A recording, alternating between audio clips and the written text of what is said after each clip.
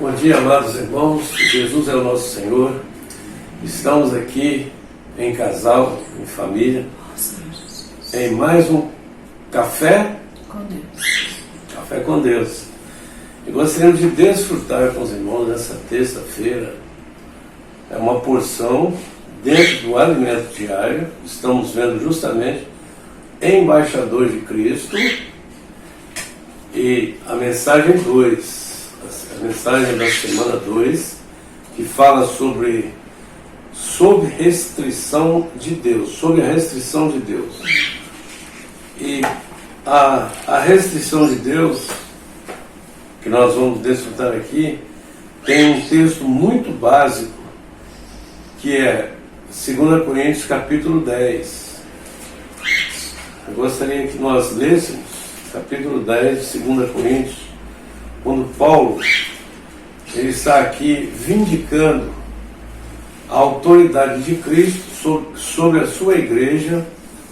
Essa igreja é a igreja em Corinto, a qual ele gerou o seu ministério, cuidou, apacentou, mas houve um desvio por causa dos judaizantes que vieram de Jerusalém e se infiltraram na igreja, trazendo confusão, levando os crentes para a mente, tirando-os da simplicidade. Então vamos ler essa porção. Paulo escreve assim: eu mesmo, Paulo, vos rogo pela mansidão e benignidade de Cristo. Eu que, na verdade, quando presente entre vós, sou humilde, mas quando ausente, ousado para convosco. Sim, eu vos rogo que não tenha de ser ousado quando presente, servindo-me daquela firmeza com que penso devo tratar alguns que nos julgam como se andássemos em disposições de mundano para proceder. Porque, embora andando na carne, não militamos segundo a carne.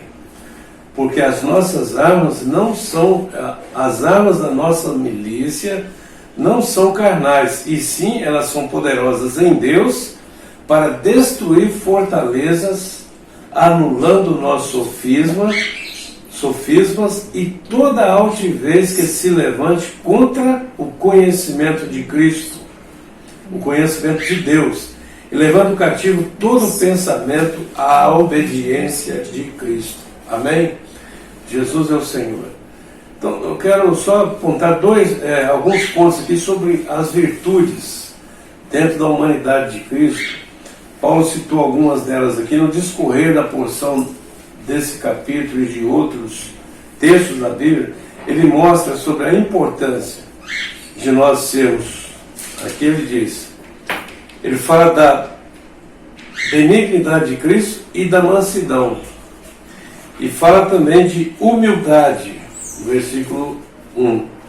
Então nós temos essas três virtudes aqui. E ele fala também do problema dos sofismas que atacam a mente de um crente, levando o crente a estar confuso. Então nós temos que entender que Paulo vindica o seu ministério dentro dessa porção.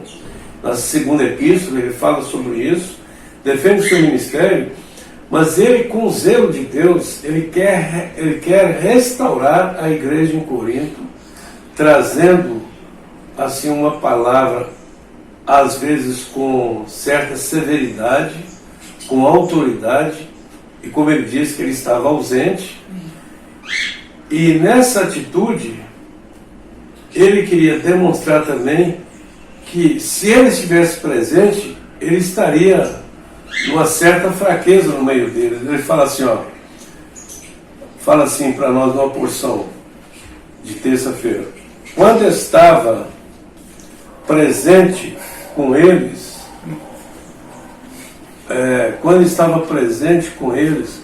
Paulo era humilde, fraco e tímido, mas enquanto ausente, ao escrever suas epístolas, ele era forte e ousado. Essa é a atitude do apóstolo Paulo nessa carta, mostrando o contrário dele estar presente, tratando com a igreja em Corinto. para trazê-la à situação normal. Amém? Amém, Cláudio? Amém. Aqui no meu diário da segunda-feira, fala assim: o que é ser manso? Jesus nos ensina que os mansos são bem-aventurados, pois herdarão a terra. Amém. Mansidão é não ser violento, não brigar com as pessoas, é demonstrar respeito e não invadir o território dos outros, é ceder. E benignidade significa gentileza. Somos pessoas que tratam com outros com cortesia, com gentileza. Mansidão é não invadir o território dos outros, mas benignidade é permitir que outros invadam o nosso território. É perda aparente, mas é a humanidade de Cristo. Amém. Então a gente vê que Paulo ele foi trabalhado nessas situações, esses pontos, porque mesmo que ele precisasse ser duro para tratar com situações negativas, ele ainda assim precisava de mansidão e deixar ser invadido, né? O seu território precisava ser invadido. E a gente vê que tem um versículo que fala que nós não podemos perder, né, a simplicidade e purezas devidas a Cristo. Amém. E é isso que traz, né, a edificação. Isso é uma característica do ministro da Nova Aliança, né? Amém. Então, ainda voltando à questão do problema que ocorre na mente de um cristão, mesmo ao longo dos anos que ele vive o Senhor, Paulo tratando esse versículo que nós lemos, porque as armas da nossa milícia não são carnais, sim poderosas em Deus para destruir fortalezas e anulando sofismas. Sobre sofismas, tem uma porção no Alimento Diário que diz assim, ele fala assim: para destruir fortalezas, sofismas e toda altivez que se levanta contra o conhecimento de Cristo, que é a continuação do versículo depois do 4, que é o versículo 5, as duas armas mais poderosas são a palavra de Deus e o espírito de poder. A palavra sofisma, no versículo 4, significa literalmente arrazoamento ou argumentação. Então, essas coisas que ocorrem numa mente de um crente, quando ele está reprovando a palavra de Deus, vinda pelos apóstolos, como Paulo mesmo, ele vindica o seu apostolado diante dos coríntios, porque ele os gerou.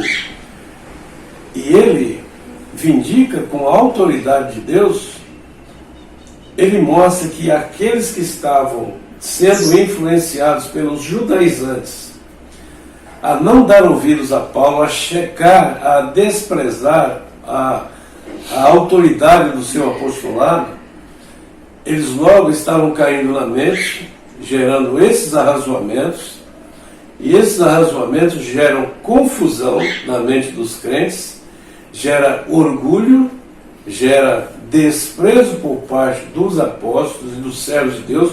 Hoje todos aqueles que estão à nossa frente, que são autoridade de Deus, isso é um perigo. Por quê?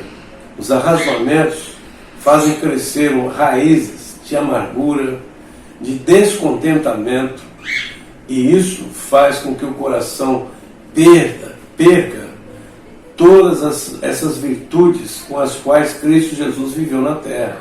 Nós podemos ler aqui que é como um vírus que corrói, vai corroendo a alma de um crente. Por isso que Paulo fala que ele usava armas poderosas.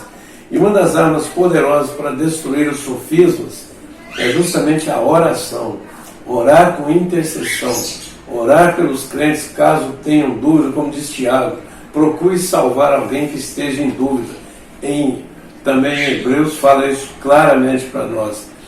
Então tem uma porção aqui muito boa que diz assim: Paulo, com o desejo de curar os irmãos do vírus da desobediência, ele traz a solução. Versículo 6. estando pronto para punir toda desobediência, uma vez completa a vossa submissão. O que isso significa? A obediência só pode ser curada na igreja, na vida prática da igreja, se a submissão for completa. Ou seja, para que um apóstolo traga cura a determinada igreja, é necessário sua obediência. Ou seja, se a igreja não obedece, se os crentes, a maioria na igreja, não traz esse princípio da obediência e submissão, não tem como ser ajudar. Isso vai inflamando os demais irmãos, daqui a pouco onde a igreja vai estar.